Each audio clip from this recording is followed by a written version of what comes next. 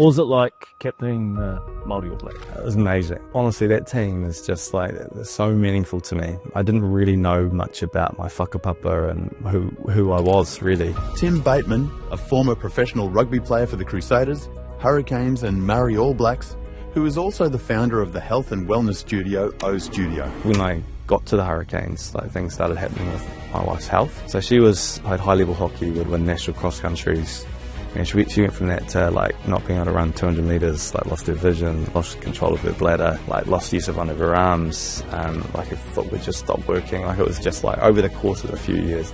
Ultimately she was diagnosed with a thing called multiple sclerosis. So what MS is your own immune system is attacking your nervous system. There's no cure. It's a chronic illness. I retired actually at 28, and we started our first business, a business that we found in Singapore. The doctors in Singapore recommended it to both of us. They're like, you guys have a lot of stress in your lives at the moment. Your immune system is attacking your nervous system. And you, Tim, I can see your stresses now as well. And inside the pod is like 1,000 litres of water and 500 kilograms of Epsom salt. And so when you lie in the water, you can actually sleep on top of the water without sinking. But ultimately you're just trying to remove all stimulation off the body. So we were just going to buy one for the house when we came back to New Zealand. Then I started looking at the business, and yeah, we opened.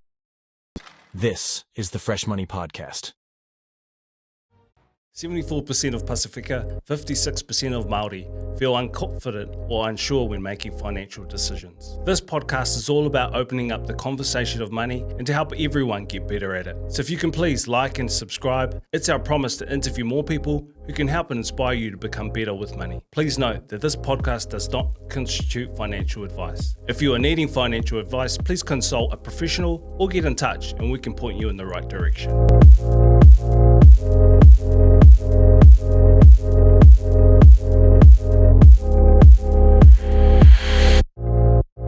Kia ora, Tim, and welcome to the Fresh Moni Podcast. Kia ora, thanks for having me. So good to have you on. I've obviously seen you play rugby, and I've heard a lot about what you're doing in the health and wellness space with O Studio. So thank you so much for your time. It's great to be here. Cool, man. We'll dive into your rugby career and O Studio a bit later for sure. But I'd love to kind of hear whereabouts you grew up and where'd you come from? Yeah. So I grew up in a tiny little town actually on the west coast of the South Island. So it's called Tōtara Flat. Okay. It's about sort of 45 minutes inland from Greymouth. But so literally it was tiny. So when I started school, there was 12 of us at my whole school. Oh, no way. And it was like my older brother, older sister, myself, and my little brother. Mum was the teacher. 4 of the 12. Mum was the teacher, and Dad was the principal. Do you actually ever heard of Gloria Vale? Yes. It's near yes. Gloria, not Gloria. Oh, is it our satellite school? No. That was actually very close to there too. True, actually, it was not far at all from there. But so it was a tiny little town. But it was epic place to grow up. Like our family was. So my father's Māori, part Māori, and my mum's part Rarotongan, and so she was born in Rarotonga actually. Like, she came to New Zealand when they were about 5. The family came over. And so I'd say we had more of a sort of Polynesian influence growing up. My mum's mother, she spent a lot of time with us over where we were, and all the food, and so we were sort of more that way than we were in terms of understanding our Māori side in the early years. But that was a great place to grow up. Man. Yeah. And what iwi are you? So I'm Ngāi Tahu, so Kai Tahu. Cool. And Katiwaiwai, so on that sort of west coast, west coast of the South Island is where I got back to, Wicked. Awesome marae there actually. Is it? Yeah, it's epic. Main. And what, in terms of like growing up, because obviously this podcast is about money and talking about that kind of taboo subject, what do you remember about growing up? Was there a lot of money around? Was it easy or was it fun? It was definitely, I mean, it's funny actually you say that because it's so true. Like, money was definitely not talked about at all. Like, it was really, and in fact, I remember like this, like overhearing like real tense conversations around, like, we didn't have money at all growing up, like, as I mentioned, Mum was teaching, Dad initially was working in the bush, so he was like cutting tracks, and then he fell off this bank, broke his back. And then ended up moving into teaching post that. Like, it was quite a serious injury. But I mean, what we lacked in money though, like it was made up with in like love and support. Like we didn't feel like we missed out. You know what I mean? We didn't have all the new clothes, all the new stuff that were going on. Yeah. I usually even remember like mum and dad talking about that when we were younger, like you know, like around Christmas time, for example. You know, a lot of people are getting like gifts or whatever. It was more like actually we do lots of little stuff through the year to, you know, to look after one another and show that appreciation, and it was just a slightly different look at it. But yeah, money was definitely a bit of a stress, I'd say. Okay. Dad was very entrepreneurial though, like so he, you know, we started a little honey sort of thing where we had lots of hives, like eels, picking moss, like lots of little things that they did. They were quite like forward thinking and creating stuff.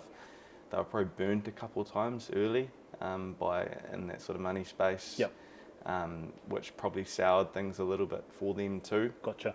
But yeah, we definitely didn't grow up with money for sure. Yeah. So you weren't really taught about how to manage it at that age anyway, or saw it modelled?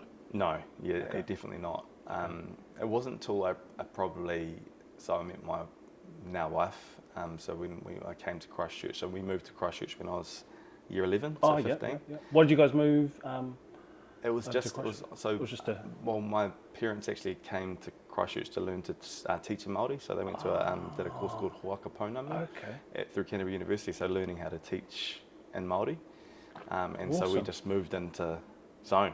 Yep. And I remember like arguing with my parents that I wanted to go to Nelson and play basketball. I wanted to go to Nelson College. Wow. So I was right into basketball in my early years. Like I played for New Zealand all the way up until under 19. Did you? And I was like hard into basketball. Like I just what position? Point. I was I run the moves. The team rolls. I had zero height clearly, but no, I mean we used to train so hard. Like every morning before school, I was in the gym with another guy, Brett Guerin, and I don't know. There's a couple of coasters that had done well in basketball. Like Phil Jones had come through, and Brendan Pongia, and I was lucky enough to sort of train a little bit with them for a wee while. But moving to Christchurch, going to Christchurch Boys, it was like rugby. I was like, I went to one basketball training at Christchurch Boys. I was like, this is so bad. So I carried on playing. Like Canterbury stuff, but I didn't play any school stuff. And and then just went down the rugby route. But yeah, that's why we moved. And did you obviously coming to Christchurch Boys, did you have to choose at that stage, or was it there was no basketball, I was going to go down the rugby path? I remember arriving, as I mentioned, I was still wanting to play basketball, and I went to a couple of trainings, but they had like no coach. The team, there was a couple of players that were okay, but there was just no structure around it. And it's funny how you just sort of get wrapped up in the culture of the school. You know, the culture of the school was rugby. Yeah, true. So every lunchtime, people are playing touch. People are like talking over, passing balls around. I sort of got captured in that, and you know, after my first sort of 6 weeks, I was like, I want to try for the under-16s. Yeah, nice. And my parents were like, you're not trying for the under-16s. You got to try for the first 15. I was like, Mum, no, that's not how it works. So my mum's quite hard, direct, sort of, you know, that's the way she was sort of brought up. Yeah. And this is what you're doing. Yeah, exactly. You're trialling for the first 15. And so I trialled for the first 15. I had a really lucky sort of few moments in the trial, and I made the first 15. Whoa. And then because it's a prestigious school for rugby. Yeah. So making the first 15, that's crazy. Yeah, it was big, and I was sort of quite lucky. I honestly reckon, because I hadn't been there in year 9 and 10, I hadn't even watched a first 15 game. I had no sort of concept of like that it is a big thing. I just thought, no, it's like they must be. We're just gonna have fun. We're gonna play a game. Yeah. And so there was 2 of us that made it in that year 11 year, and I was going into games not knowing any of the other players from any other schools, whereas everyone else would be talking about them. I was like, I don't know who these people are. So I think I was quite lucky. I had I wasn't like looking at everyone else in awe. And I was, I performed well, and sort of rugby sort of continued on from there really, Mean. And it's obviously played first 15 rugby, and were you head boy? Yes, yeah. What was that like? That was cool. It was really cool. It was sort of it was a bit of a shock, you know. I mean, I on the West Coast, when I was at Greymouth High School, I always wanted to do well in things, but I was definitely starting to like, actually, this isn't cool. Starting to make some bad decisions, you know, around school and around sport. And I still remember, like, it was an assembly in Greymouth High School, and I'd just been selected in the New Zealand under-16 team. I was captain, and I was getting an award at assembly, and like, I remember walking up the aisle. I could just hear all these like, oh, this guy's such a loser. You know, I think she's the man. Yeah, that whole thing. And I just remember being like, this is the most embarrassing time ever, getting this award. Wow. And then fast forward, you know, a couple of months, I was at Christchurch Boys. I still remember sitting in an assembly there, and this guy had just got a maths award, and he was walking up the aisle, and everyone around me was like, this guy's so smart, man. He is so onto it. And I was like, what's going on here? This guy, like, what's happening? This is so strange. But what I sort of felt is that trying to be successful in anything, whether it be in the arts, in the classroom, and on the sports field, is celebrated in this school. That's what it felt like to me. Awesome. And I know not every school's like that, and not every year's like, not even Christchurch Boys is like that every year, I'm sure. But that's certainly what it was like at the time. So I was like, all right, I'm going hard. So I doubled down on schoolwork, and I really put myself into things. And and it was head boy. So it was quite a it was quite cool. Once again, I didn't really realise it at the time. I didn't really think too much of it. Whereas I've sort of seen subsequently from there how that's actually been quite cool for me. Yeah. And how did being head boy, or what did that teach you about kind of, I suppose, leadership and things like that? You know, to take towards your rugby career going forward, and then, you know, business. I think I still remember the selection process. So like this is probably where it started for me. Like, so there was, I don't know, 10 of us that had sort of been shortlisted. You know, they had like a student vote and then a teacher thing. There was 10 of us that went and did this sort of leadership course. Gotcha. And I still remember the moment I think that they were like, okay, Tim's going to be the head boy. And I hadn't thought about it, but I saw it happen. It was like, and this is a principle that I've tried to overlay of a lot of different things going forward. Cool. So we had to do this task, and like early on in the task, I was sort of like, we were all talking about how to do it, and I was like, I think we should do it this way. Yeah. And we did it that way, and it ended up not working. And like, there was a few people that also said that, like we should definitely. So there wasn't just me saying we should do it this way. Okay. And then it was in that sort of like figuring out what had gone wrong, and I just honestly was, because I'm a very open book, I was like, I think this is my fault. I remember being like, we should definitely do it like this, and I can see how we've sort of gone this way. We should have been more open to that one, because you were actually right there. Okay. And I just sort of was honest, accepting that I was wrong. Interesting. And I think as leaders, often leaders will try and pretend like they've got everything sorted, they're always right. I'm not that. You know, I'm very aware of when there's something better, or we need to be more receptive. And I think that was the moment that I sort of got given that role. So my leadership style, I think, from then has been quite consistent. I ask a lot of questions. I listen. You know, if I'm saying less, that's better. You know, because you're empowering other people to step up and do it too. Because a leader, in my mind, shouldn't be just the person standing up front telling everyone what to do. It's like lead with your actions and empower sort of with your words and behind the scenes. Wicked. And so it's sort of how I've tried to do things. Yeah. That's awesome. Also shows humility. As well, yeah. Because you are willing to lay down what you thought or think could be right, to be open to someone else's point of view, and laying down what you think, really. I agree. And humility is definitely one way to think about it. But for me too, it actually helps with performance, with getting better outcomes. Like, if you're genuinely asking questions and genuinely interested in everyone's point of view, and how my mindset's always like, everyone knows something you don't. I don't care how old you are, how young you are, how much experience you've had or little experience. There's something that you know that I don't. And so like, if I'm taking that mindset to every conversation and trying to listen, trying to understand, trying to learn, you know, it's like, I think you're going to get a better result. And if you think you know everything, it's the complete opposite. You know what I mean? You're just so fixed. That's right. You're not going to see any blind spots that you didn't even know were there. Yeah, exactly. Man, that's awesome. So leaving school, how did your professional rugby career kind of progress from there going forward? Yeah, it was quite quick for me, really. I made Canterbury my first year out of high school. Yeah, so I was wow. 18. I was playing The for NPC Canterbury. team. The NPC team, yeah. And playing with guys that were like heroes of mine. The Aaron Majors, the Dan Carters, the Casey Lawrence, like Johnny Leo or Mosi Tuilii, just like legends of the game. And it's quite strange, watching them 1 week and then feeling like, oh no, I'm sitting in here and then I'm actually running out on the field with them. Yeah, what was that like? Oh man, my first game was a Shield game, like pre-season Shield game down in South Canterbury. Whoa. And I remember we had Corey Flynn and Campbell Johnson and guys that were All Blacks, and I was like, oh, I'm playing this game, this is crazy. And it was one of those games, obviously South Canterbury weren't real sharp, and so I had a lot of space and played it reasonably well. Whoa. I didn't play the next week. I did. The next week was a pre-season game, again up in Wellington, and I'm playing centre, and I guess who's on the other side? Tana. Tana's on the other side. And my goodness. I know. And the first, so it was Tane Tuipilotu was at 12. Oh, yep. And Tana Umanga was at centre, and Tamati Ellison was on the wing. And first play of the game, we had a line out on the 40. And I remember Cam McIntyre was our first. He's like, it was like a miss 2 crash. That's going to you. It's like pretend to me to carry. Oh, yeah. Oh, we are done.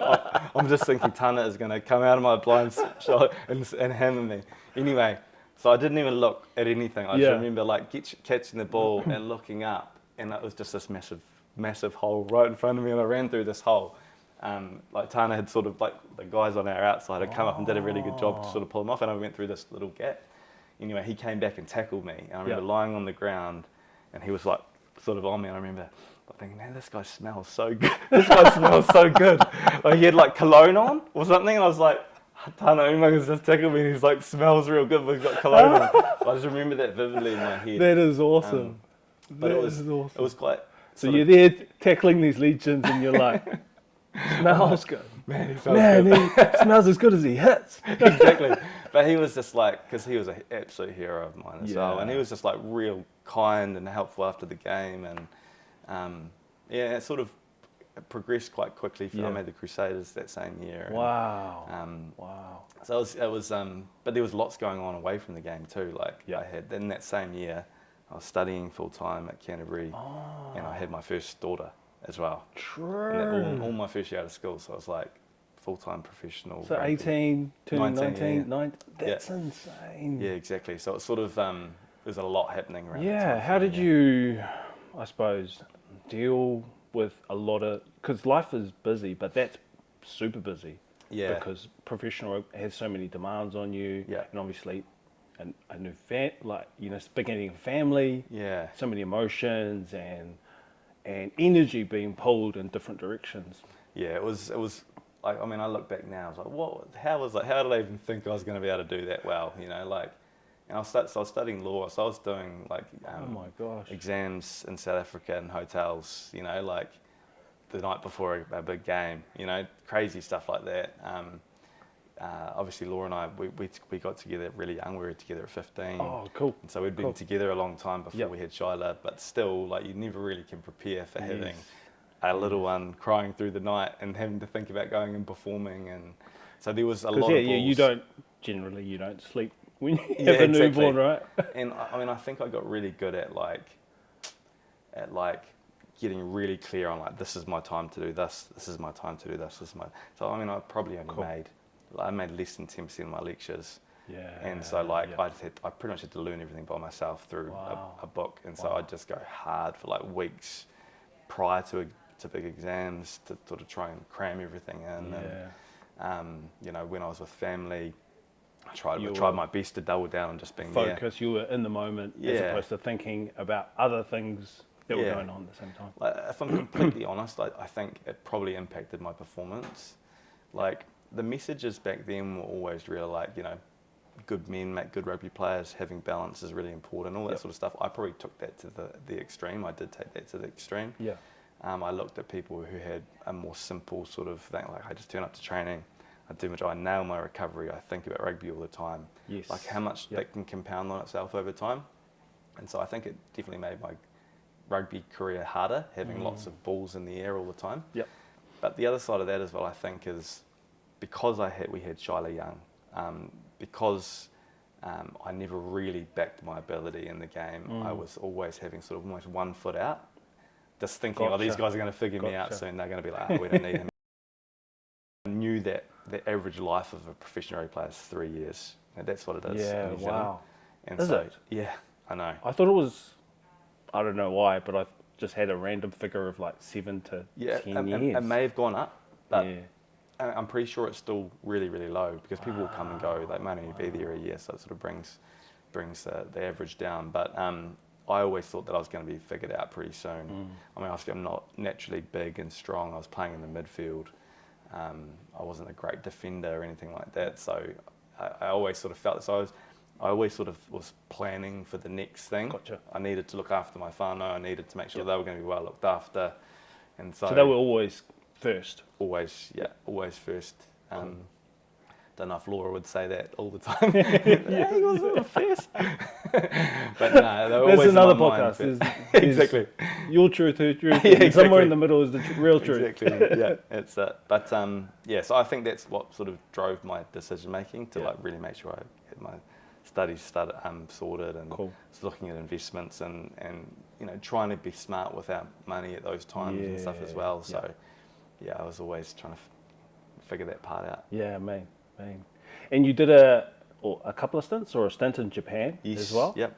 What led to you guys moving over there? So I did 4 years with the Crusaders. Yep. For starters, I was here with Canterbury and the Crusaders. We had won the title in 2008. It was awesome. Had a really good time, but I was genuinely, my performances were like average. There was and I felt like around that sort of 2009-10, I sort of started to dip a little bit. Okay. I remember sitting down with Leon McDonald. He was playing with us at the time. Yep. And he was like, mate, I'd had conversations with the All Black coaches around the 2011 World Cup, and it wasn't. I was like, there was going to have to be a few injuries for me to be selected. Gotcha. And so Leon was like, mate, just go away for a year. Go take your family overseas. Go away for a year and come back. Like, you'll be 23 when you come back. Like, it's not like you're going to be old. Yeah. And so I was like, all right, this could be really good for us. Financially, it was a really smart move for us. Nice. Because what were kind of incomes or contracts at that time going roughly? Yeah, I mean, for a super player. Yeah, so a first year Super Rugby players were paid sort of $65,000 a year, and then you'd have a Canterbury contract on top of that, so that might be around that sort of 40, something like that. Yep. And Canterbury and the Crusaders as well paid a lot less than say Southland or Taranaki or Hawke's Bay, or so you'd have guys that were playing for Southland and making $120,000 a year, compared to playing for Canterbury and making $30,000 or $40,000 a year. And so... Oh, wow. I don't know why that surprises me. Well, it's because I think I see Canterbury a lot more in terms of the media, games, winning trophies and championships. Yeah. So that's kind of surprises me a bit. Yeah, I guess it's... the way they see it is like you've got more chance of going further in the game if you're in Canterbury. If you're playing for the Crusaders, I see. you're going to have better players around you, better coaches around you, and so your chances to progress is more. And I guess probability of that is higher. Exactly, and I'm guessing the flip of that too is you've got guys in Canterbury who are going to be on a lot too. So they've got to balance that out in the salary cap by paying people. So we figured out very quickly that we could save 10 times more, like literally 10 times more, by going and spending a year in Japan. Yeah, wow. And so it's like I could be on the same wage here in New Zealand for 10 years, but I could do that same thing in 1 year in Japan. And this whole thing of getting away from the game, taking a family on a different experience, still and the financial side of it, it all made too much sense for us to not. Yeah, it was a big sort of thing for us. I went to a team that we had no English coaches, no English translators. It was full-on Japanese. Whoa. And it was 2 full seasons. Immersion. Yeah, full immersion. So I played 2 seasons, but missed one Super Rugby campaign. And so, and in my second season, they made me vice captain up there, and our captain got injured before the season started. So I was captain for the year, and I had to do our kantoku, so our head coach, head of rugby, he was very traditional Japanese. It'd be like Tim speak, like in trainings and pre-games. I did all pre-game speeches, post-game. It was all in Japanese. So I was my first year, I went really hard trying to learn the language, and I picked it up reasonably well. Like I can speak it reasonably well. Cool. Now can you still? Yeah, still absolutely. Fluent or? I mean, like all this sort of stuff, I'm fine. Like just normal conversational stuff. But there's obviously a formal side to it. Well, and also just like if someone started talking about space. Like internet contracts, there's lots of stuff, lots of topics that I just have no idea what they're meaning, but general stuff I'm fine. Awesome. So it was quite. I was honestly more nervous about my Japanese pre-game speeches than I was about the games. But it was awesome for us as a whānau, like just getting away, doing something different, and then. So post that we looked to come back to New Zealand. Yep. There was no spot at the Crusaders, so they'd just signed. I think I signed Sonny Bill or something like that. It's like there was someone who was actually a good player who was here, but you know what I mean. I went to the Hurricanes. Yeah, cool. And they were going through big transitions and stuff as well. And I played there for 4 years. I loved it up there. Yeah, man. Yeah, I'm cool. a Canes supporter. Yeah. I grew up like a Cane. I mean, I love Christian Cullen, Tanu Manga, Jonah Lomu. Like they were like my. That was like my team growing up as well, so it was awesome. Yeah. Nice. Yeah. What was life like in Wellington, in the capital? It was really cool. It was like we had like my first year there. The first year in the team was like Bowden Barrett, TJ Perenara, Julian Savia, Jeff Tumanga Allen, Reg, was like Brad Shields. There was an influx of like young players, and what they'd talked about is like prior in the Hurricanes, they didn't have the best sort of culture for performance. It was almost like there was a little bit of people taking the mickey a little bit, not really getting the most out of them. So that was the sort of talk amongst the leadership group. And so it was like, we want any new player to come into this team and really understand what it is to be a professional in terms of like how you need to act, how you need to support a team, how you need to be. And I think about those few years, like there's so much work that was put in by the whole group and the coaching group, and they ended up winning it. Like they lost the final in 2015, won the final in 2016, and like if you think about the teams they had prior to that, like they had the best team a lot. True. But I think that embedded in the culture, and I think that's really set them up going forward. Yeah, man. I mean, guys like Victor Vitor, Conrad Smith, Dane Coles, Corey Jane, like they really established what it was. That next wave. That's and like TJ now, like he is the most hardworking, the ultimate professional. Wow. You know what I mean? Like, and Jordan, guys like that, they are just like, they're doing everything they possibly can. Like I just wonder if he'd come in 2 years earlier and the culture wasn't quite that, whether he would have got the same out of his career too. I see. And so, it was pretty interesting times. Wicked. And then after the Hurricanes, where did you? That was another interesting window. But pretty much when I got to the Hurricanes, like things started happening with my wife's health. So she was, played high level hockey, would win national cross countries. Yeah, wow. Like physically would be really good at things. And she went from that to like not being able to run 200 meters, like lost her vision, lost control of her bladder, like lost use of one of her arms, like her foot would just stop working. Like it was just like over the course of a few years, like a massive progression and like decline in her health. And ultimately she was diagnosed with a thing called multiple sclerosis. Okay, yeah. And so,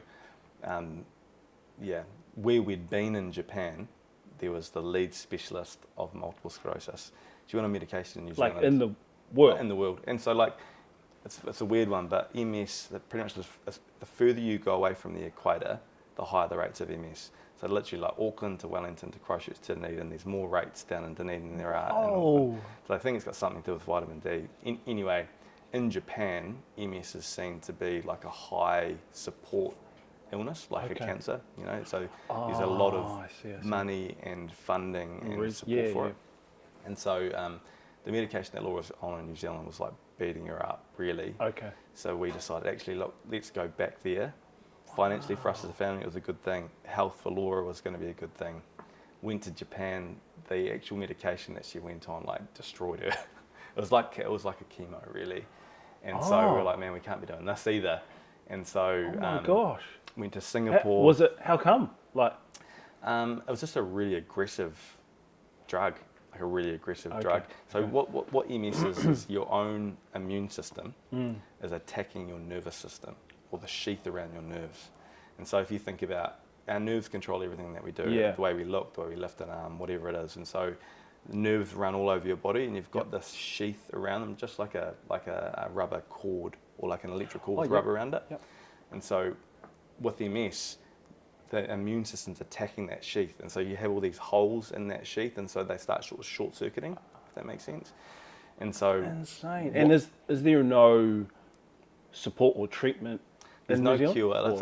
It's a chronic illness. It's a degenerative disease. It gets worse over time until ultimately people will lose full function of and so people end up in wheelchairs, and so it was not a nice future for us as a family, like looking where this was going to go. Hence taking the more aggressive drug route. Once again, that drug wasn't great for Laura either. So we looked. But you didn't know what it was going to do. Exactly, and I mean, we found this thing called a stem cell transplant in Singapore, and so effectively, this was a really aggressive treatment. Our New Zealand neurologist was saying, definitely don't go down that route. It's like there's a risk of dying going through the transplant and stuff. But for us, even though the risk of dying was like less than 1%, it's still it's really low. But for here, it'd be like that's too risky. And so Laura, obviously, because there's different standards in different countries, right? Yeah. And so we decided to go and do this transplant. So Laura was in Singapore for 6 months. I was with the girls in Japan. My mum came over and helped us up there. Laura's father came to Singapore and was sort of supporting her. Oh my God. We were going back and forth to Singapore. She was in isolation for, I don't know, 6 weeks or something like that. But the whole goal of that was to stop the progression of the illness. And how old were you guys then? So 2015, so that's like 9 years ago. So we must have been 28. Something like that. Okay. To try and stop it then at that age from getting worse. Okay. And like long story short, there, like they said to her, if she goes 2 years without relapsing post transplant, that she may not ever relapse again.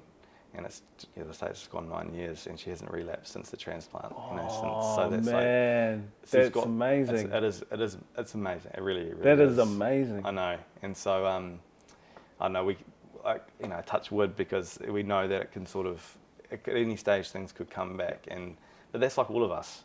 Like at any stage something might happen to you, something might happen to your exactly. partner or your Tomorrow family. is not guaranteed for anyone. Exactly. Yeah. So felt like there was a bit of a new lease on life for us really there. She's still got the damage from what happened previously.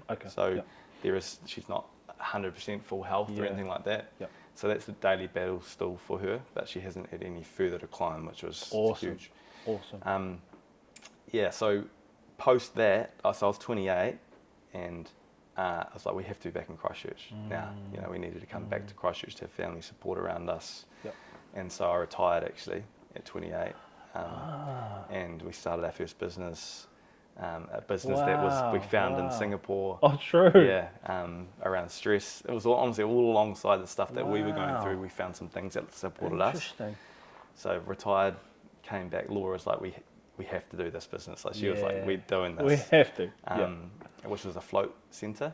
Cool. And I mean, I still like the first float in Singapore for us was like. Yeah. Well, tell me, break down. What is a float? They as I say, the doctors in Singapore recommended it to both of us. They're like, you guys have got a lot of stress in your lives at the moment. In particular, Laura, like your immune system's attacking your nervous system. Be able to dampen that down, going into an environment where there's no light, no sound, no gravity, no temperature regulation, just complete nothingness is going to be really nice for you. And you, Tim, I can see your stress is out as well. That's a big good thing for you. So we went along to this place in Singapore. So floating ultimately is you go into your own room, you have a shower, you lock your door, you have a shower, you hop into this pod. There are pods in Singapore. We've got pods in Christchurch, but our new ones, we have these big cabins. But and inside the pod is like 1,000 litres of water and 500 kilograms of Epsom salt.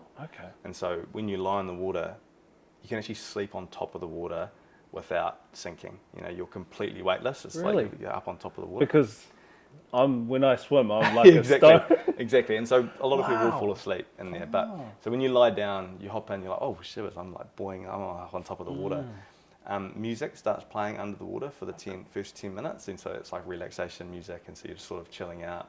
You've got 2 lights, one's for the stars, one's for the Well, that's blue good, light. because I'm scared of the dark. Yeah. Yep. So a lot of people leave the lights on Okay. the whole time. Yep.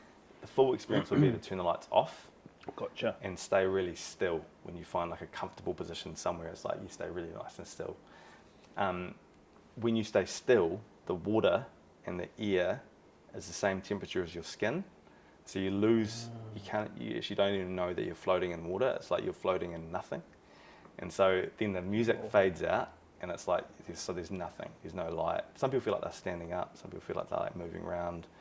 But ultimately you're just trying to move all stimulation off the body. That's what you're trying to do. Because like right now we've got so much happening. There's light, sounds, temperature, Yes, like we can, this chair, everything. obviously, exactly, gravity. Our body's actually processing all that all the time. Yes. So when you turn all that off, it's like, it just, Full it's like relaxation. It's like real deep relaxation. Yeah. And so anyway, I fell asleep.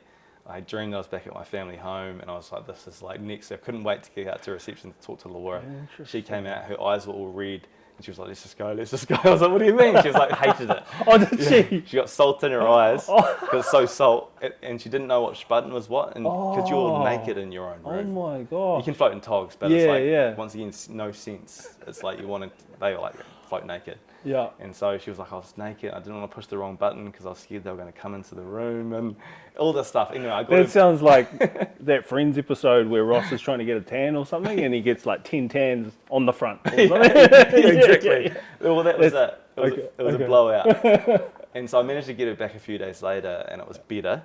And then the third one, she was just like, it was a game changer for her. Like, energy levels were just like way higher, like post floating, because it's like her body had a genuine relax. Oh man. So we were just going to buy one for the house when we came back to New Zealand. Then I started looking at the business, and we opened it as a business. Yeah, wicked. And is that, obviously, was that the beginnings of O Studio? Yeah, really it was. Yep. So I worked in there like literally every morning till late at night. Wow. The whole time I was in there, like. And sorry, was this your first business? Yeah. Like, and What did you learn from that? Yeah. Like, so we had 3 pod rooms, and so like full maxed out bookings would be, and so that's from like 8 in the morning till 10 at night, 7 days a week. If they were all booked out, would be 126 floats. So we were like, this first week, maybe we might have like 10 people, 15 people. So we bought some towels, and we had a like washing machine and dryer on the site. Our first week of bookings, we had 120 people book. And it was just like, That's immediate insane. Madness.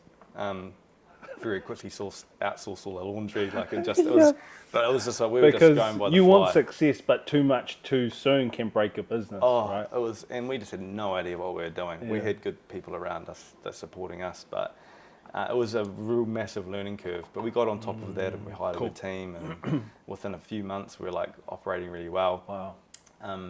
And then, like, it was one afternoon, I've been working there for 6 months. I hadn't touched a ball for 6 months. And I saw on the bookings, it was like Scott Robertson was on the bookings. I was like, hard out. I was like, oh shit. I was like, got time to start doing some press ups. So I was like, Where the weight's gone. exactly. And so he came in for a float, and this is 2016, it's towards the end of the year. And he was like, at the end, he's like, I've just re-signed with the Crusaders. He's like, do you want to come back and play? I was like, take me back, take me back. So I ended up re-signing. No way. And I played with the Crusaders sort of at 17, 18, 19. Wow. And I just had a different outlook on my career then too. Like I'd had a big stint away from the game. And so when I said I re-signed with the Crusaders, the Māori All Blacks was just about to be selected. And Colin Cooper rang me. He was like, hey, how you feeling? I was like, I'm good, mate. I'm like, I'm fresh. He was like, I really Who's asking? You are. Amazing. And he was like, wow. the team's going to be picked in a couple, like next week. And I want to select you. I'd been in the Māori All Blacks for a long time. I played with him and stuff. Yeah. And I was like, yeah, okay, sweet. He's like, but you have to have played a game in New Zealand this year. and this is like October. I hadn't played a game, August, whatever it was, and so there was no all club rugby had finished. Okay. And there was only 2 games left. There was Tasman B versus Wellington B up in Tasman, or there was Counties B versus someone else, Northern B up in Auckland. And so it's like I can just drive up to Tasman, play for Tasman B. Sweet. So I drove to Nelson that next day. Yeah. Obviously, they had talked to the Tasman team and stuff. They'd all spoken. So I played 20 minutes for Tasman B at the end of that game, and then I got selected for the Māori All Blacks. So the following week, I'm on a plane to Ireland, and it was just like it was crazy, insane. And there was just a few moments through that tour where I just like looked around the crowd and just thought, man, I felt so lucky. Yeah. I just felt like I'd taken rugby for granted, the opportunities that we get and the ability to like do what you absolutely love doing, and my whole outlook changed. It's really cool. Work it. Yeah. And did you? Was that when you got selected to be the captain? I'd been the captain. No, I wasn't captain then. Okay. So I'd been the captain for a few years, like around that sort of 2012, 13, sort of 14 time. But cool. Yes. What was it like captaining the Māori All Blacks? Oh, it was amazing. Like, honestly, that team is just like so meaningful to me. Yeah. Like, because it's quite different from any other team you would have played in. Like right? so different. Yeah. And as I mentioned earlier, like I grew up more on my Rarotongan sort of side than my Māori side, and so I didn't really know much about my whakapapa and who I was really. Yep. And in the Māori All Blacks, it's like you're doing wānanga every night, kapahaka, like waiata. It's full on, and then the rugby's sort of happening as well alongside it. Yep. And so, but you've just got this. I was just learning all these sort of just sit down with our kaumātua, Luke Crawford, and just talk to him about stuff. And it's just like it felt so special. Yeah, cool. There was a moment, 2013, I was captaining the team. We were playing America and the USA in Philadelphia. Wow. And just before the haka, he was like, you have like this team toki, like a modi that every person that does their pepeha when they make the team are putting their sort of modi into the stone, you take it everywhere with you. And he was like, you should take this out with you today. And I was like, to do the haka? I was like, oh yeah, man, epic. He was like, do you know where this stone is from? I was like, is it the West Coast? He was like, it's from Arahura, which is my awa, my river. So this piece of stone that is from my like home, that has all this sort of, in my mind, like every person that has been in this jersey has like put their modi into the stone. So like doing the haka that day, and I had this, I've still got a cool photo of it actually, and whenever I'm feeling a little bit down, I can look at that photo. Honestly, I feel like I can like transport to that feeling. Hard. And that's deep, man. It was one of those games too that was like the game was in slow motion, like everything was in slow motion, and like I scored a couple of tries, and I had a really good game. Okay. But once again, it was like there's a few games in my career that it's like you're in that flow state of just like everything seems easy, and that was one of them. And it was just, I don't know, for me, it was like, there was a lot that was going on at the time with with Laura's health. It was exactly through that journey. Wow. And it was very interesting, those few years, You know, that state that what is that? Is it just when everything is aligned and like, the team are humming, you're in the zone? Yeah, what would you call that and describe it as? I'd describe it as flow state. And so it's like, if I could bottle that and teach people how to get into that, I mean, everyone would have had that at some point, whether that be in music or in work or in sport, where it's just everything feels seamless and easy. Yep. And it's, I don't know, for me, it's like this: you've got like full pressure at one end of a spectrum, complete relaxation at another end of the spectrum. Like flow state for me sort of sits right in the middle, where you're not over aroused, you're not under aroused, you're not too tense, because when you're tense, your vision shortens, your communication shortens, but you're not too relaxed so that you're not physically like able to really do the things that you need to do. So it's like you're right in this zone of like this balance between pressure and relaxation. And as I say, you're in that state for me. Your vision's wider, your communication's more clear, you're seeing things better, you're seeing things earlier, you're executing things like aggressively. Decision making. It's just, I don't know, it's like a, I don't know, flow state. Yeah, cool. Yeah. Cool, man. That's awesome.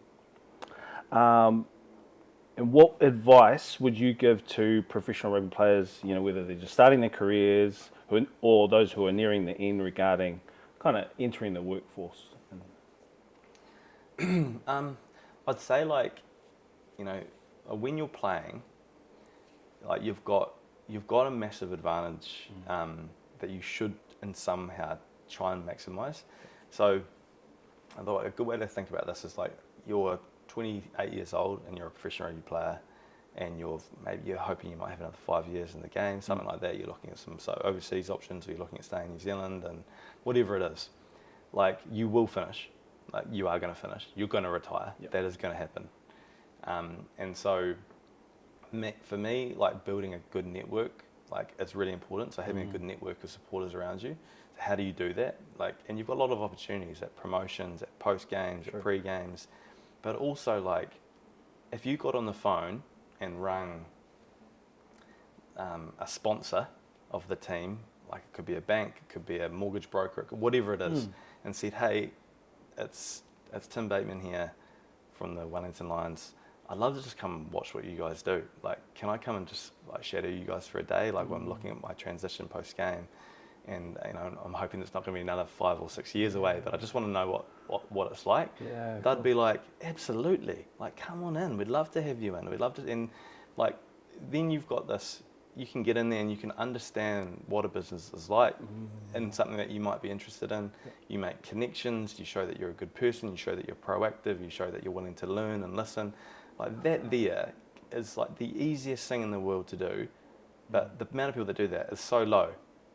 As soon as you retire, you get on that phone, hey, it's Tim Bateman here, I was with the Lions, like, is it right if I come and shadow you for the day? They'll be like, I don't know. Yeah, well, we've got a little bit going. Like, all of a sudden, you go from being like, I'm a rugby player who's like, I'm not looking for anything. I'm just wanting to listen and learn. To all of a sudden, you become like you're wanting something, and they feel that on the phone, or they feel that in person, that you need them in some way. And so I think you should be using that time while you're playing. It's like if you had a 10-year-old kid ask you, hey, like, can I come watch you do your podcast? And I sit in the back and go, absolutely, like, come on in.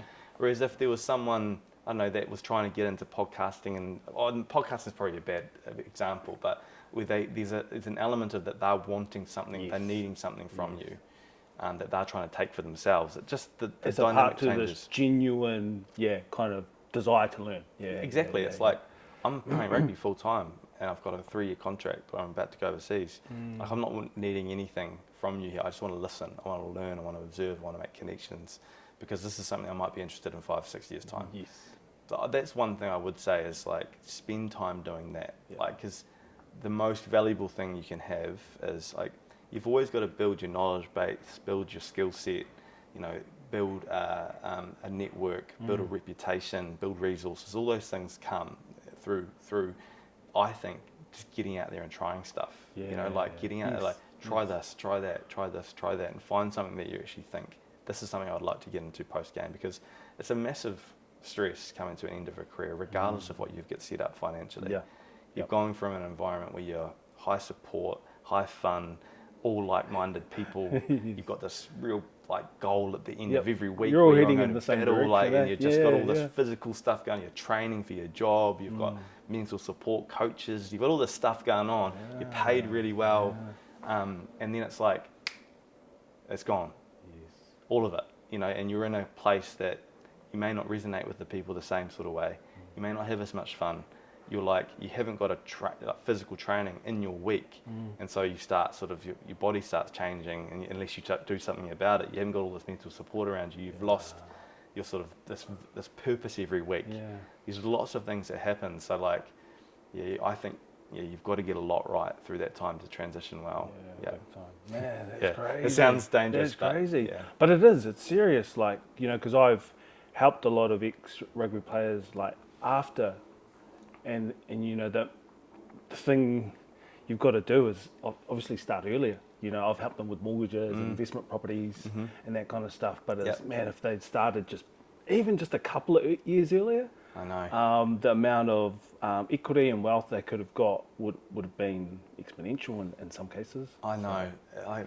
Time's always the biggest one, eh? Like, I was doing this stuff with my daughters the other day, and we're just talking, this is a money thing, but we were talking about like the whole compounding interest thing, you know, like, and just how time changes things. It's all about time. It is. Like, we went through this little scenario, so, like, we talked about this like a little kid, and because I've been putting money away for them every week since I was born. Awesome. But we're talking about like this Tommy, you know, it's like, you know, Tommy from 0 years old to 5 years old, you know, $10 a week goes into an account until he's 5 years old. Between the ages of 5 and 20, it's like he starts contributing to it a little bit later, but on average, it's like $40 a week is put into like an account for Tommy. At 20 years old, from 20 to 30, Tommy by himself, he's putting $100 a week into that same account. And then from 30 to 65, it was like he had the ability to put $500 into his account. And we were talking about like an interest rate on top of that. And I think it was like 10% compounding over that time. It's just under $20 million. You know what I mean? And so at like 65 years old, Tommy's got $20 million. At a 5% return, he's got $1 million a year coming in.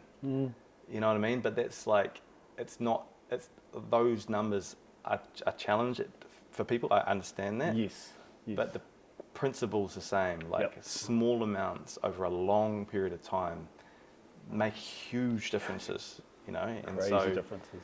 I had Brooke Roberts, who's the co-CEO of Sharesies on. Oh, yes, And she just talked about it is about time in the market, not trying to time the market. You know, exactly what you said. Yeah. It's as long as you're in there putting something small away. Yeah. That's the behaviour that will get you the furthest. Yeah. If you can do it for a longer period of time. And it's almost the other thing with time as well is if you do it immediately, you know, it's certainly like with Australia now, my daughter's 18. Yeah. She had her first job a few years ago, but she's like, if she sort of embeds some of those routines of like X% of her weekly wage gets automatically put into something like a Sharesies account or like something saver or something exactly. like that. Yeah. But you know, for us, we always talk about like a real low cost index tracking fund. You know, something tracking the NZX50 or the something like what's the American S&P 500 or something. But like if you can get into early, like 20% of your weekly salary at 18, so if you're making $300, you know, having $60 or whatever it is, put away each week, you know, you can spend the other $240. Like you're actually not going to miss it. You're not going to miss it. And so if you can keep that principle of like a certain percentage that you can commit to, and we talk about like investing, saving, giving. I was going to ask, like, do you guys as a family talk about money often or around the table, or is it as the kids are starting to earn money?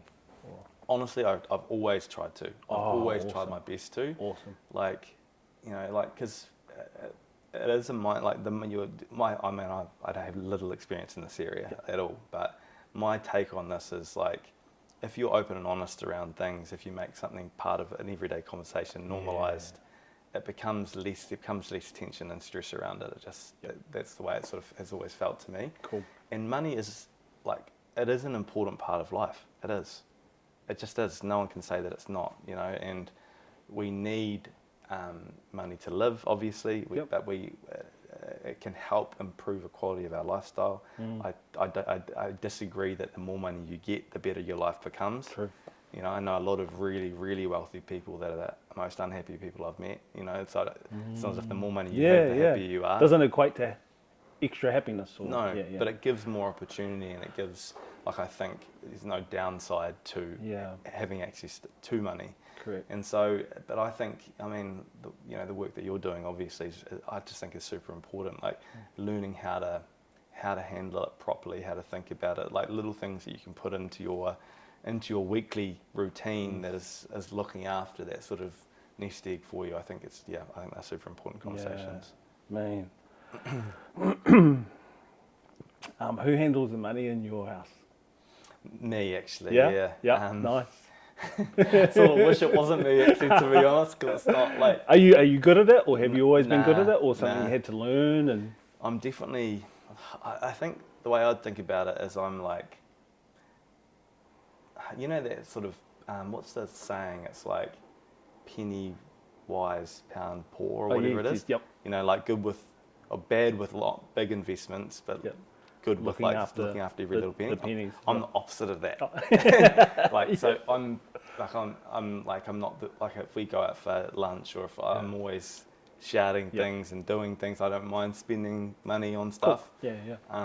Whereas, so I'm not very pound or penny rich, if that makes sense. Yes. So I'm not like counting every dollar and cent, which I think would be better if I did. I was more smart with what we have our weekly spending and that sort of stuff. But I've always spent time on the sort of real big stuff, like in terms of from early, thinking about bigger investments. Yeah. Did you always do that throughout your rugby career, or did they and the I don't know, the super teams or the union, did they provide financial support or financial advisors to help? Absolutely. Yep. Oh, cool. Yeah. They always have, and they always will. They see it as a real part of their role. You've got young kids that are coming in with no understanding. They're going to have access to money. It's like every young kid is different though. Like a lot of the Pacifica kid, they're giving huge amounts back to their family in the islands, to their churches, and so these like different challenges for different people, like really, really different. But there's a lot of education that goes in. There's a lot of opportunity for support. But really, like everything, it always comes back to the individual. Like how much are you choosing to listen, how much are you choosing to learn, how much are you choosing to engage with that. So I'd say that what is provided is really good, but I don't think there's much engagement from the players as it could be. I see. Yeah. What do you invest in? Well, at the moment, I've like doubled down big on our studio, our business that we have growing. Cool.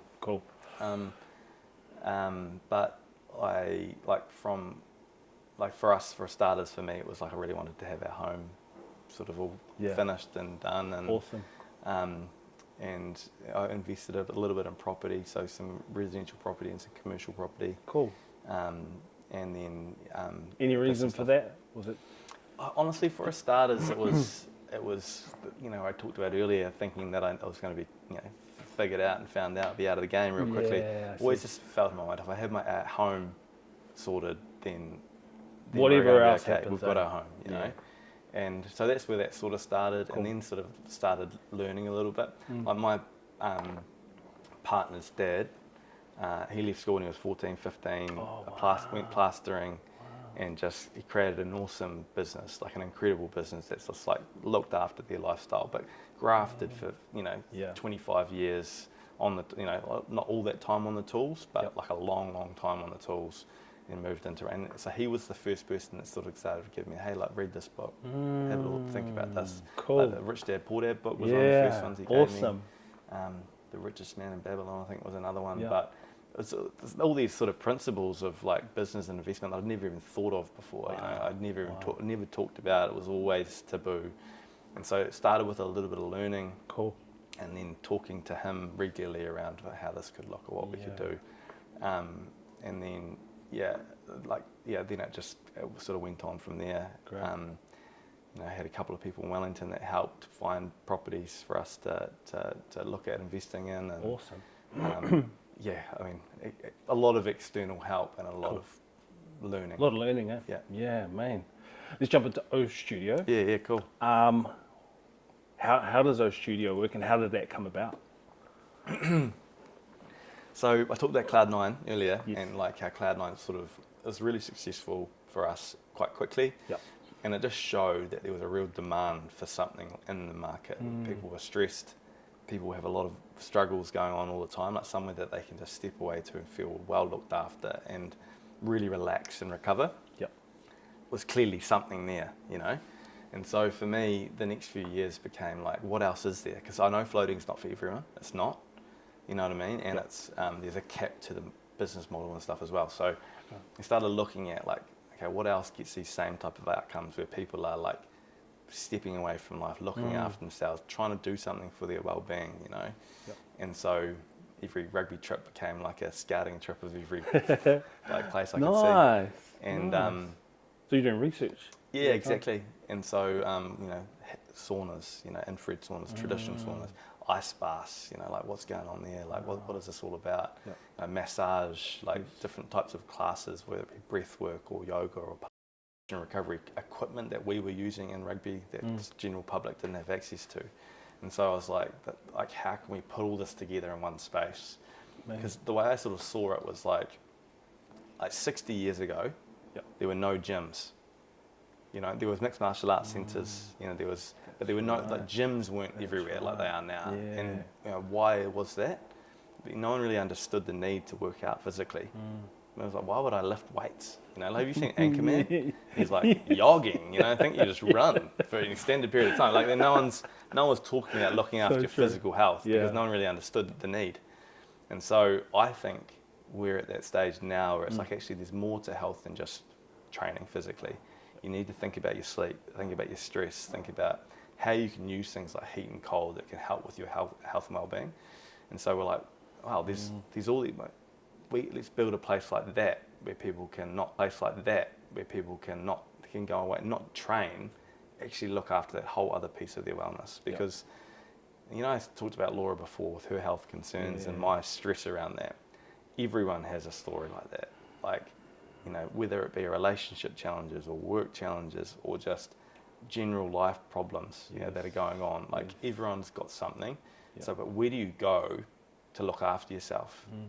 And so O Studio really came off the back of trying to find out how we can fulfill that need and build price points that are as accessible as possible to a wider market. Like, if everything had to be $100 for a session, that's just not sustainable. But if you can get something down into the late teens, you know what I mean, and make it more accessible there, and then have price points that go all the way up to $100 a session as well, then you're going to have more chance to attract a wider market. So cool.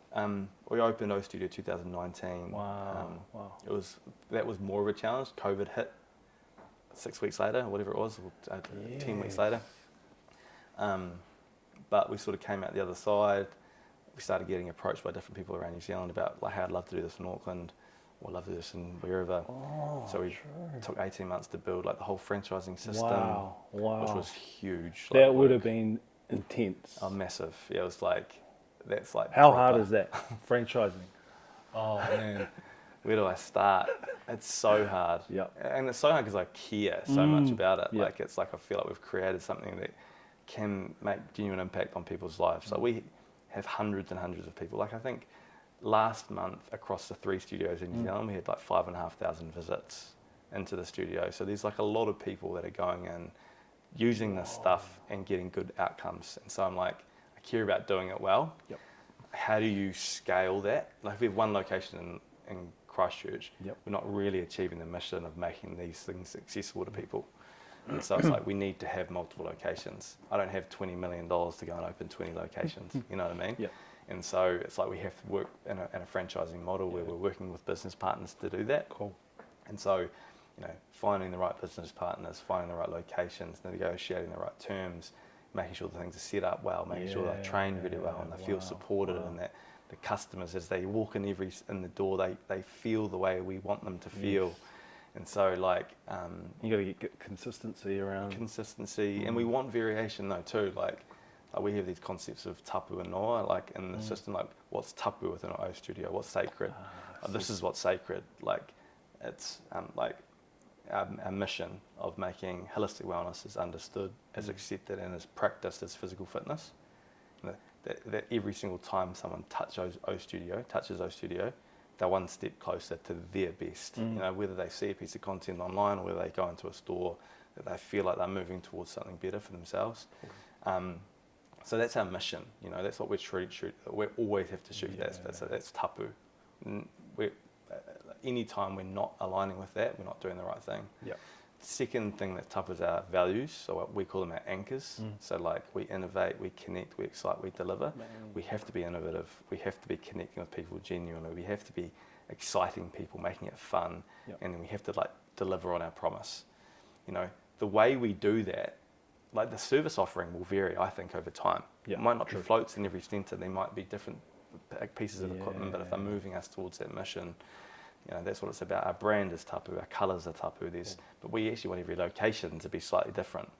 Everything that's not tapu is noa, so which is like, it's free to express, free to do, to create. So it is a lot of work, but I'm not anti-work, even though I'm in a wellness industry. Yep. I love working. Awesome. And but it's like work hard and then like look after yourself along the journey. Yeah. What's been the hardest thing for you building a business?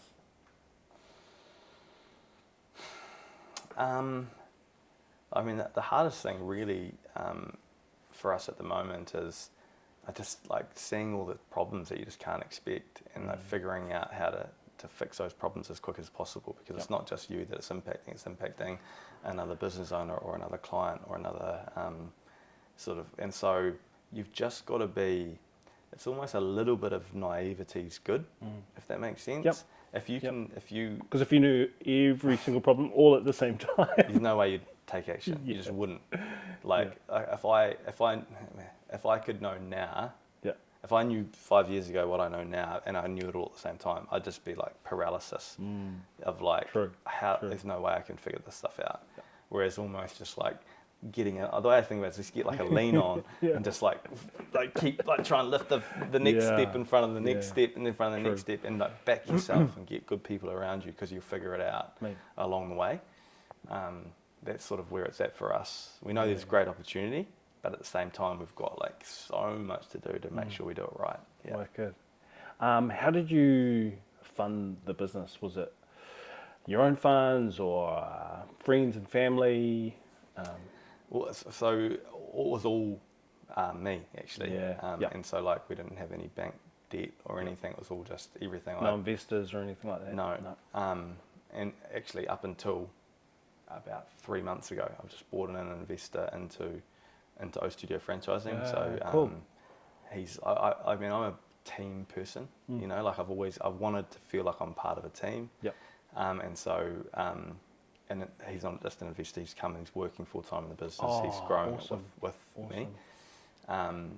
And so, that's sort of where it's at now. So we've sort of carved off a part of the business and brought him in. And so we've got like a team. Yeah, man, it's awesome.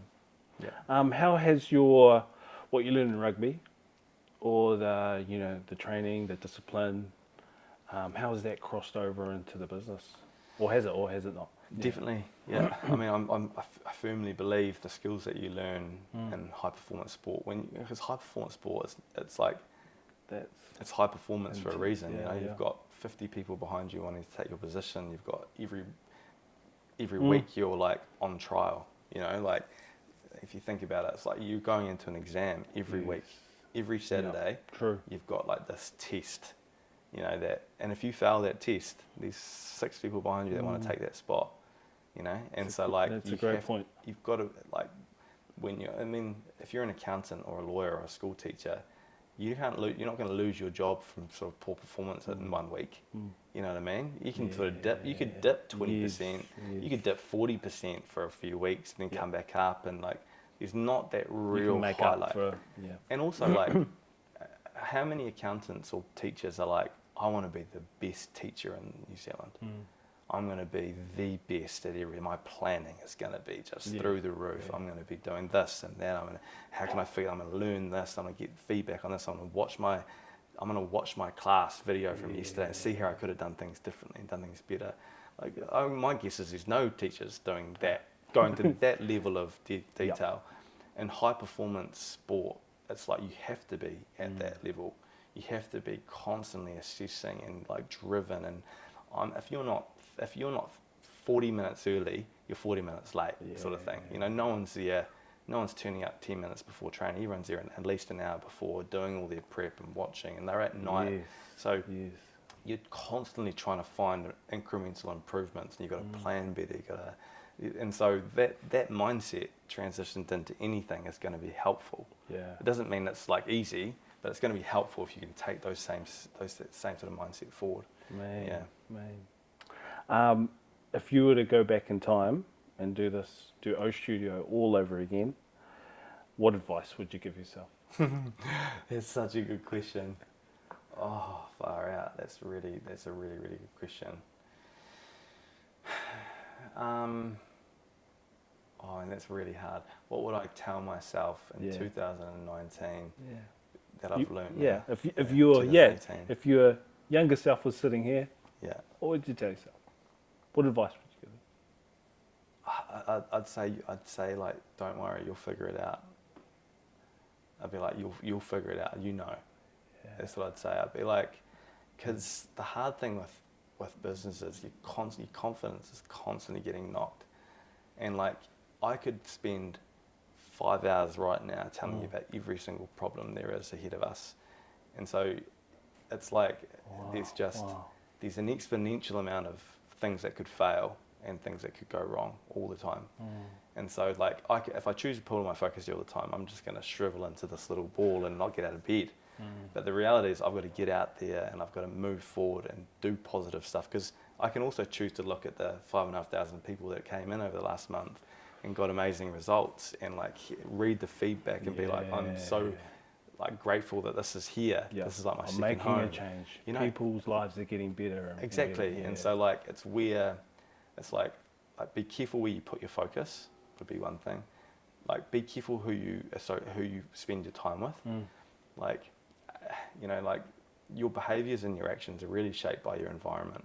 So if you're around good people that are lifting you up and focusing on and being productive and creating and pushing things forward and making things better and doing it in a real positive way, that's healthy. You know what I mean? So be careful with your environment, I'd say, but also just I'd be like, you'll figure it out. Back yourself. It'd be something like that, I think. Yeah.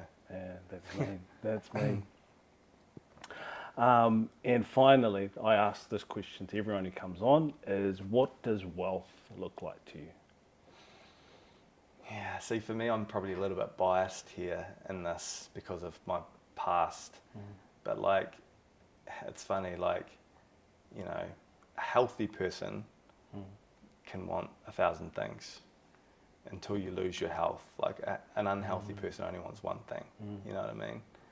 Like for me, like health is a foundation of your like as soon as you lose your health, you literally have nothing.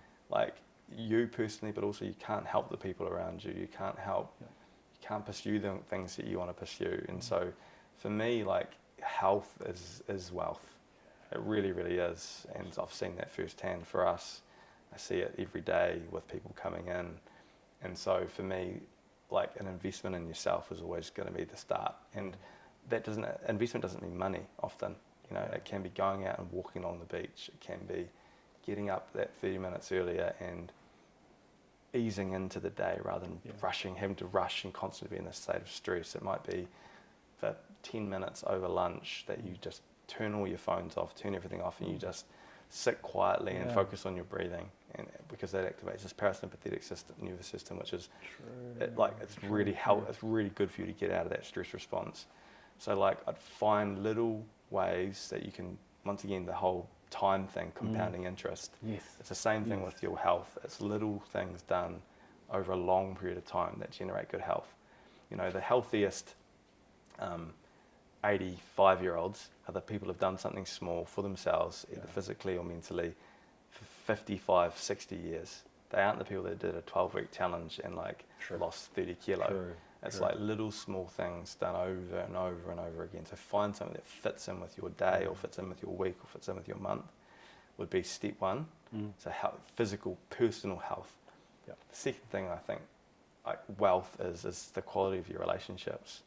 Like, you know, like as I mentioned earlier, some of the richest financially people I know that don't have good friends and family around them. That's not wealth to me. It's not. It's like having good quality friendships, good quality relationships with your family and with your friends is super important. Awesome. That'd be the two foundations, I think. And then I think the third one, money comes in there. Wealth, like for me, I want to experience life fully. You know, I want to get to 100 and look back and be like, man, I had some incredible experiences. I did some incredible things with some incredible people.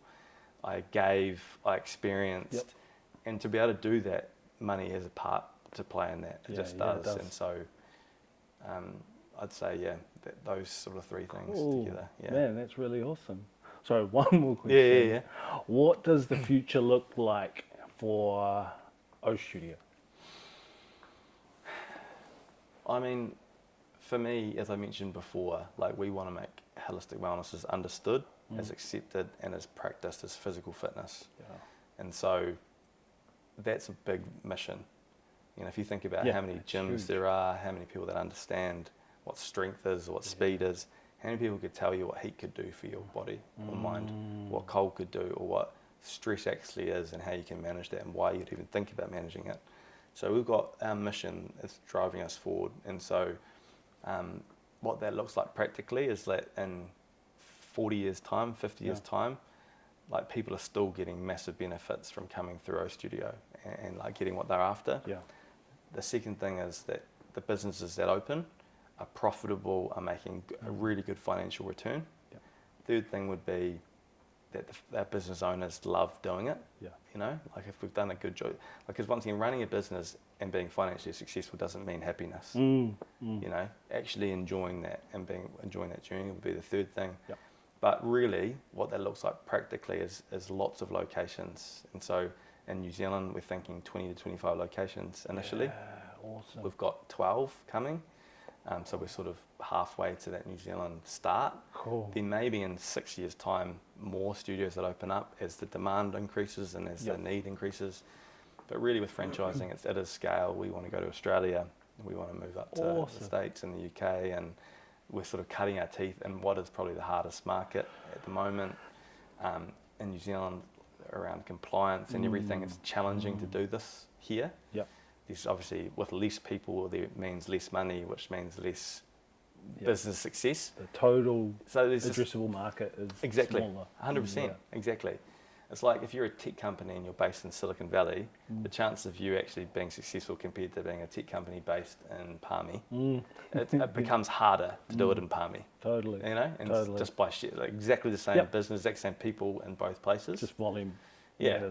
Like if we were in Sydney now, if I launched in Sydney and I lived in Sydney, we'd probably have 50 locations. Yeah. You know, that's just the way it is. So scale is where we think this needs to go. Like we once again, we feel like we're doing something important, so we've got to grow. Yeah. Awesome, man. Well, Tim, thank you so much. Thank you for sharing your beautiful journey of not only your family, but of O Studio. It's just, it's been amazing. And I wish you, your family, O Studio, all the very best going forward. I really, really appreciate it. You're doing important work here. Like, it's really, really cool. So keep it up. Thank you, man. Thank you. Awesome. Man. Awesome, bro. Thank you, bro.